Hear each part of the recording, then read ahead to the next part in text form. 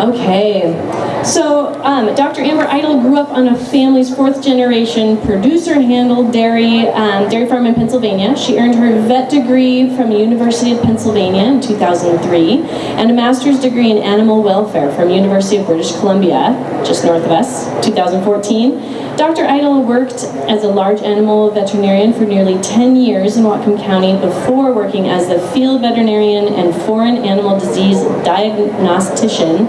That is a hard word. Who can spell it? This guy? Maybe? I can't. For Washington State Department of Agriculture in 2013. She was recently appointed as the Assistant State Veterinarian and is charged with the Animal Health Program and leading animal disease traceability efforts in Washington State. So please welcome to the stage, Dr. Amber Itle.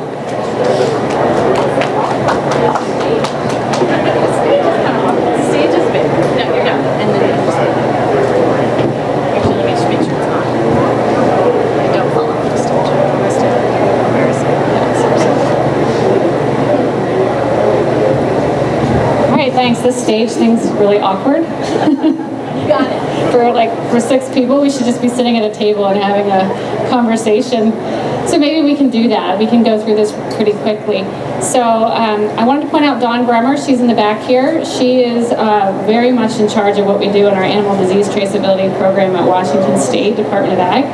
And this is kind of a hot topic for us because I was just talking to this nice Canadian couple here, and I said, I don't think you want to be at this talk today because this is about people putting ear tags in their animals, and you guys did that 20 years ago, and here in the United States, we're still trying to figure that one out. So we don't have a great traceability program in the United States right now, and about 20 years ago when the Canadians adopted a national program to do ear tags, we decided in America we didn't want to do that because we don't want you to tell us what to do.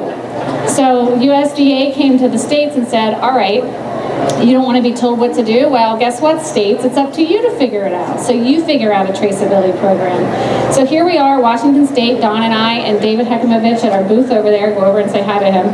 We're trying to figure this out, but we really need producer input to make this work. So that's what we're here to talk about a little bit today. Cow pies do happen, and that's why we need a traceability program. We are going to have diseases that we're going to need to trace back, and the quicker we can do that and the faster we can contain disease, the better chance we have to be able to continue commerce. So if we have to quarantine back to the state of Washington, that's a lot of animals that aren't going to be able to move. If we can quarantine it back to a region, even better, or a county, even better, a town, even better, but best yet, to an individual farm and an individual animal. And the only way we can do that is if we have an animal disease traceability program.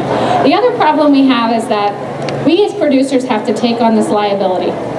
If we get something like TB or we have foot and mouth disease, who's going to pay for that? Right now we have government programs that will pay indemnity to help eradicate those diseases.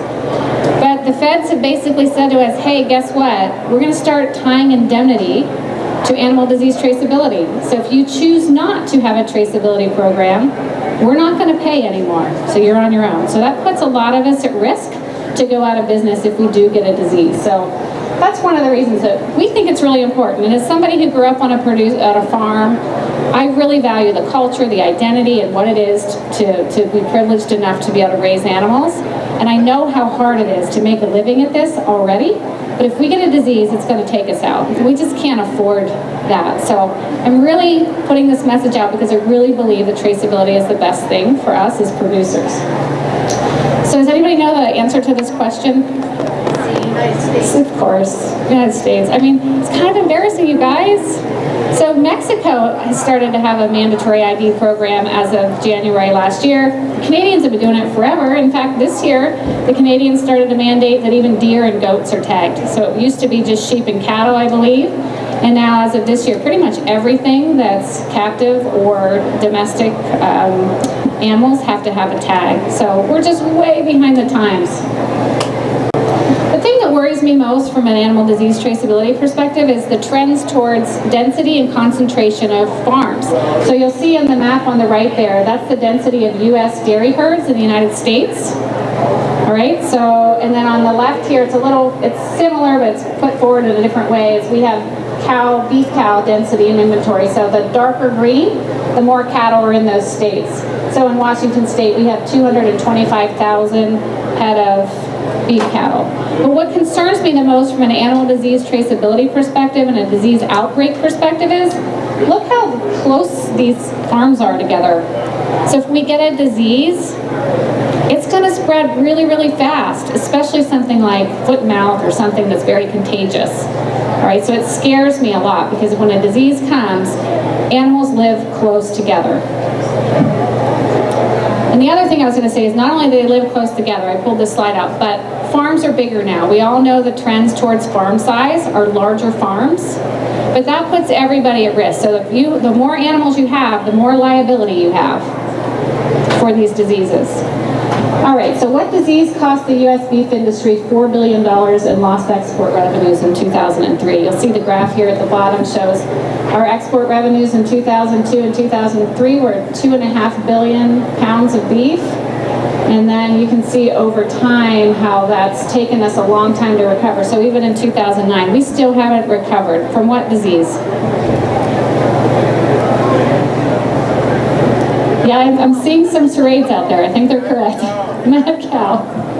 That's right. So a single mad cow imported from Canada was found in Washington. It took 7 days to track that cow by paper records. That's a bummer. 7 days? Really? So here's the thing. With mad cow, it didn't really matter because mad cow's not a very contagious disease. So 7 days, oh well. But if it was foot and mouth disease or something very contagious, 7 days is way too long because we're going to have a lot of animals. This was one animal. Probably didn't matter if it was 7 days. But when that one animal is contacting lots of other animals and we have diseases that can be spread through the air, this is really much more concerning. So what impression I'm trying to put on you now is that, you know, diseases are expensive. Disease outbreaks are expensive, and they're not just expensive because you lose the cow. They're expensive because we lose export markets. And that affects us all the way around. Everybody feels that. In fact, now anybody who sells beef knows that those margins are pretty skinny. And anybody who sells milk, the same. I mean, it's very, very tough to make a living. So what disease resulted in 29 U.S. dairies being under quarantine because cattle could not be traced to farm of origin just this year? Anybody know this one?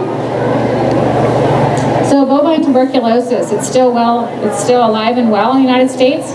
About 100 years ago, TB was the #1 cause of death in humans. So milk-borne illness was a killer. So 450 cases a day. We still have TB in the United States despite really aggressive eradication programs. So what happened is it was in North Dakota. They had a dairy steer come into a slaughter facility and they found the lesion and had TB. That animal was branded, but by the time they found the lesion, the hide had been removed. So the brand didn't really do anything for us. The other thing is that it had a metal ear tag, but metal ear tags don't keep up with the speed of commerce right now. They can't keep up with writing down a tag number. So what they do is they cut the ears off, they put them in a bag, and then they try to match them up with the hook that the carcass is hanging on. But often they don't match. So what happened is they took the lesion, they did a DNA test on it. They took the ear, they did a DNA test on it, and guess what? They didn't match. So we had no way to trace these animals back. It's not an effective traceability program. So then what happened is all we knew is that this one dairy steer had potentially come from one of any 29 dairies.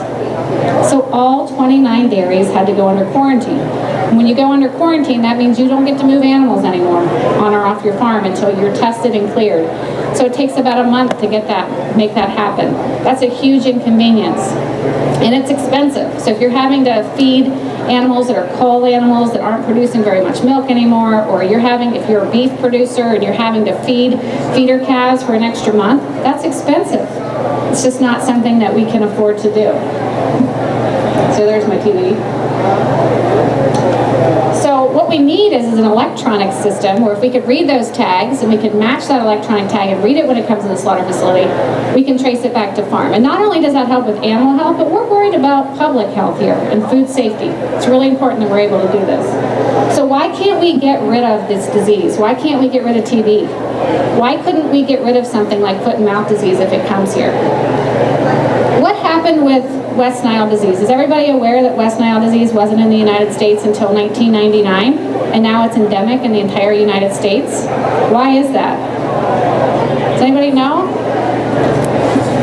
Look at the slide. Because once it's in the wildlife reservoirs and populations, whether that's a mosquito, whether that's deer, buffalo, elk, which is where our brucellosis and our TB cases come from, we can't eradicate it. What are you going to do? Go out and kill all the wildlife? Are you going to be able to kill all the mosquitoes to make sure West Nile disease is out of here? No. So what scares me the most is without an effective animal disease traceability program, when we get a disease, we can't get rid of a disease. So once it's here to stay. When we talk about, oh, foot and mouth disease, that's okay, we'll just eradicate it. No, we won't just eradicate it. If it gets here, we're going to have to live with it for a while until we figure out how to get rid of it. So what do we have now for animal disease traceability? Basically, we just have a system that tracks movement across state lines. That's it. So in 2013, USDA said, hey, any animal that moves across state lines has to have a health certificate, so we can capture that information. That's all we know. So if an animal got traced back to Washington, okay, Washington, I guess we can quarantine Washington. Do we want to do that? No. So that's all we have right now. It's not an effective system, and it's still based on a lot of paper records. You know, Dawn and some people in her program, the people there spend a lot of time doing data entry, hand entering paper records, carbon copies.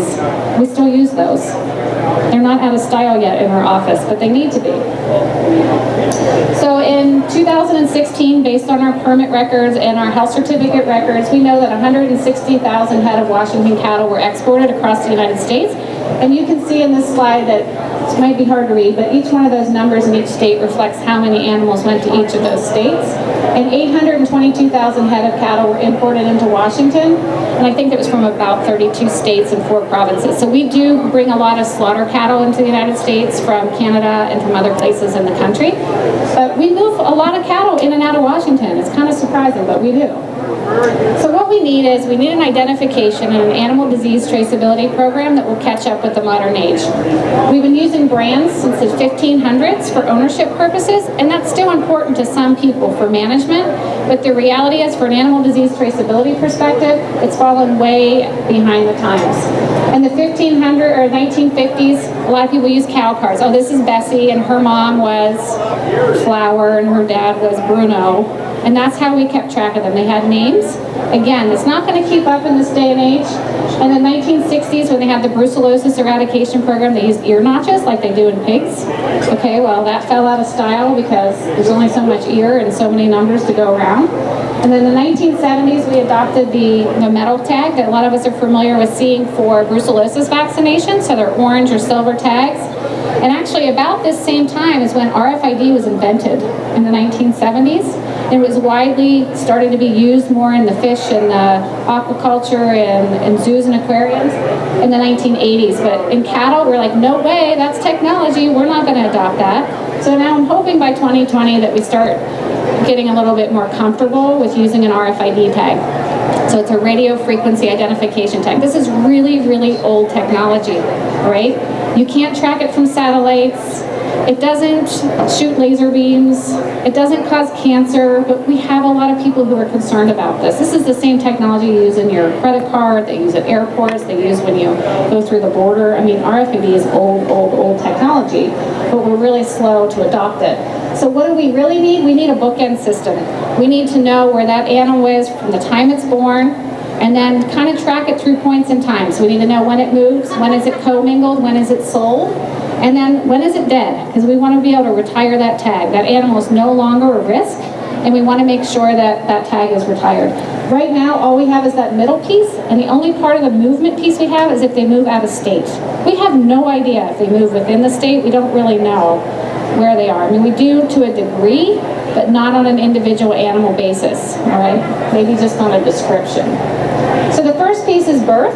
So we need that cow to have a unique, permanent, and individual ID, and preferably be electronic, so that it can keep up with the speed of commerce and that we can quickly scan these tags and we can capture that information. So in order to get an RFID tag, you're going to, first I'll show you the tag. So this is what an RFID tag looks like. It's not this big. In real life, it's really, really small. It fits on the inside of their ear. That 840, the beginning, makes this tag official. That means this animal is born in the USA. And we all like things that are made in the USA. So that's what that means. The 15-digit number on the tag can be manually read, but it's kind of a pain. But you can if you want to read the tag. And they also make Bengal tags or management tags that can match the last 4 numbers. So if you want to use the tag for management and the last 4 numbers are 789, that animal would be tagged 789. But it would still match up with that RFID tag. So this cow here, her name's Crazy. I went back to my family's dairy over the holidays and I met this cow. She had 6 different tags. Apparently my family has an affinity for tags.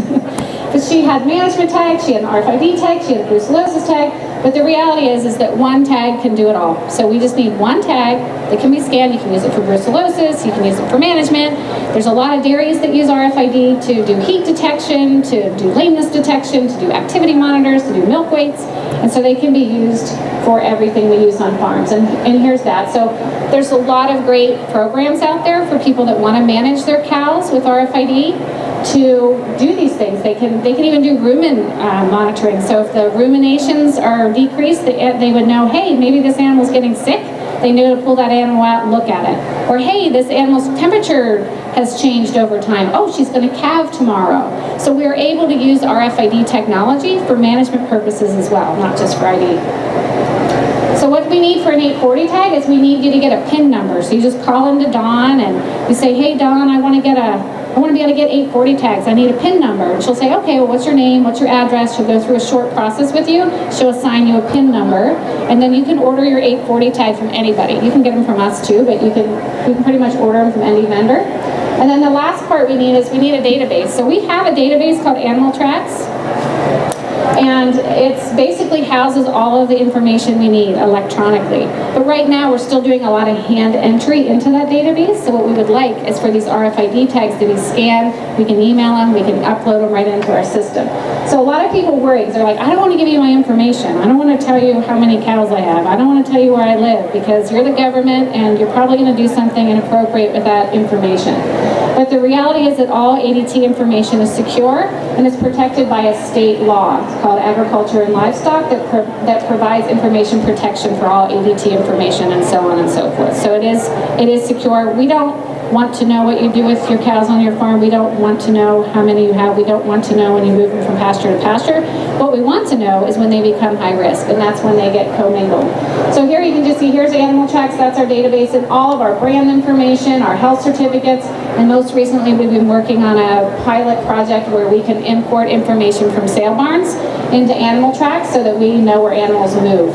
So that movement piece, many of you have been to the Everson auction market. Maybe you've seen this contraption, but we have a panel reader in there now that can read existing RFID tags. And we also have on the left-hand side is the wand reader that our veterinarian there uses to capture tags. They're also putting RFID tags into all animals that are brucellosis vaccinated, all bulls that are tested for trick, and any animal that moves out of the country. So Canada is actually requiring us to have 840 tags in before they go to Canada, and any animal that moves out of the state is getting an 840 there. So if you bring an animal through the market and you see this, that's what we're up to. All right, so we're able to take that data now and send that to Animal Tracks. And then the last part is we're starting to work with the slaughter facilities because what we'd really like to do is be able to retire those tags. We're not there yet, but Dawn and David and myself will be out talking to the biggest slaughter facilities this year to try to put some of this technology and infrastructure in place so that we can read these tags. And basically what we want to do is correlate that RFID tag with the carcass through the final inspection or condemnation process so that once that animal's dead, we take her out of our system, we don't have to worry about tracing her. So how do we get there? Some of you may have received a letter in the mail. We started the rulemaking process. Rulemaking is like watching sausage be made. It really is. It's slow and it's painful. But this is the very first step where we're saying to producers, we're saying to you folks, hey, we're thinking about replacing the metal clip tags that we normally use with the RFID tag. How do you feel about that? So the current rule is this, that all cattle are required to be individually identified with the metal tag when we do brucellosis vaccination, trick testing, or when animals, basically right now, anything that leaves the market and goes back to the country, so if she's not dead, she gets a tag. So what we're proposing is, instead of using the metal tag, we just want to put the RFID tag in. That's the rule proposal. So a lot of people are confused about this, but if you hear about it, we're not asking for anything else. We're just asking for that metal tag to be replaced with an electronic tag. Producers don't have to do anything different. Really, it's your veterinarians that have to do this because it's just going to be done during regulatory work. So we're not asking for much, just to replace that metal tag with the RFID. And you know, if you want to do this on farm on first day of life, which is what we would prefer, it'd be awesome if you want to get your own RFID tag, then when your veterinarian does the brucellosis vaccination, they can just scan that tag. They don't have to put the metal tag in. So you don't have to pay your veterinarian for his time to put tags in. You can just, the scanning process is a lot quicker, and we get that data quicker. I mean, I'm a veterinarian, I did these things, and sometimes it would take months, sometimes it takes our veterinarians a year to send in their paperwork. Not very good for a traceability program, but if it's electronic and we can get that stuff sent into us quicker, hopefully we'll have a more robust program. Okay, so in the end, animal disease traceability needs to be led by the people in this room. It needs to be led by you. This is something that I want you to value, that you think is important. If you don't think it's important, it's not going to work very well. So I'm not going to force anybody to do anything, but I think it's a really important time where we can all be part of building this program to look the way we want it to. And we need all cattle sectors can benefit this to quickly contain and eradicate disease. And I don't care if you have 5 cows or if you have 5,000 cows, this has value to you. And it can limit liability, ensure public health, and secure food safety. And the other thing it can do is it can open export markets. So the whole world is doing this. The United States is a little bit behind because 95% of the beef is consumed outside of the United States. And we can't tap into that market because there's a world standard for animal disease traceability and we haven't met it. So we can be part of that. We need to move in that direction. So we're looking for your feedback and help. Please stop by our table. David Hekimovich is in the back there in the orange jacket. Don's in the black jacket. Please give us your feedback. Tell us what you think. Tell us how we can get there. Okay, thanks. Do you have any questions? Yes. So what about poultry? Well, I just talked to the smart Canadians down here, and they have poultry, and they don't have that in Canada yet. Poultry's harder. Normally when we trace back to poultry, like we're doing the avian influenza outbreak, we're going and we're doing surveillance. So we know about the commercial flocks, and we have routine testing for certain things.